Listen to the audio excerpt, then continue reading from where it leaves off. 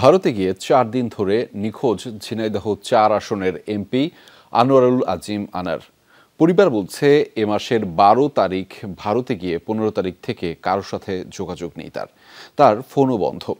ভারতে গিয়ে গোপাল নামে একজনের বাড়িতে থাকতেন এমপি আনার। সেই গোলাপ পশ্চিমবঙ্গের একটি থানায় নিখোঁজদের জিডি করেছেন।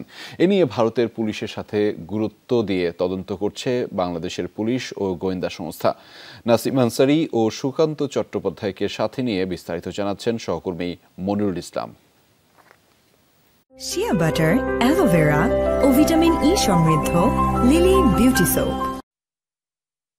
ভ্যানে ভারতে যাচ্ছেন ঝিনাইদহ ৪ আসনের এমপি আনোয়ারুল আজিম আনার। ভিডিওটি ফেসবুকে বেশ আলোড়ন তোলে ঝিনাইদহের রাজনৈতিক অঙ্গনে। সপ্তাহখানেক আগে ভারতে যাওয়া সেই এমপিকে এখন খুঁজে পাওয়া যাচ্ছে না। এ মাসের ১২ তারিখ তিনি ভারত গিয়ে পশ্চিমবঙ্গের বরাহনগর থানার মণ্ডলপাড়া লেনে গোপাল বিশ্বাসের বাড়িতে ওঠেন। পরদিন দুপুরে তিনি গোপালকে ডাক্তার দেখানোর কথা বলে বের হন। এরপর আর ফিরে আসেননি। ১৮ মে শনিবার এ নিয়ে থানায় জিডি করেন এমপির বন্ধু গোপাল। শুধু এমপির বন্ধু নয়, যোগাযোগ বন্ধ পরিবারের সাথেও। বাবার খোঁজে এখন ঢাকার পুলিশের দ্বারে দ্বারে ঘুরছেন মেয়ে। দেখা করেছেন ডিবির কর্মকর্তাদের সাথে।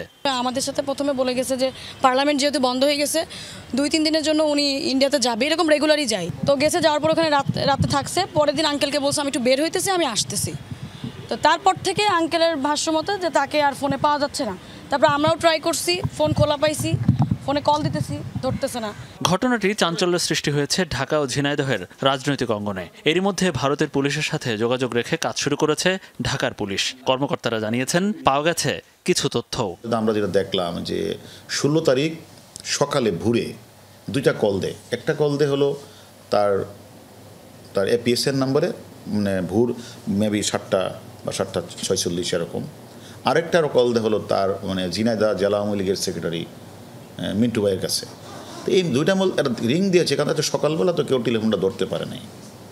কিন্তু আবার আমরা যখন ইন্ডিয়ান পুলিশের সহজে আবার দেখলাম যে ইন্ডিয়ান নাম্বারে যে লোকের সেটা হচ্ছে মুজাফফরাবাদ, অর্থাৎ বিহারের দিকে।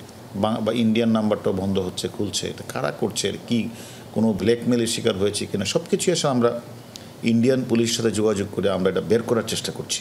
অবশ্য এমপি নিখোঁজের ঘটনায় উদ্বিগ্ন না হওয়ার কথা বলেছেন স্বরাষ্ট্রমন্ত্রী। আমার মনে হয় উদ্বিগ্ন হওয়ার কোনো কারণ নেই, কারণ একজন এমপি অনেক পুরানো মানুষ, নিশ্চয়ই বুঝে শুনেই তো চলেন।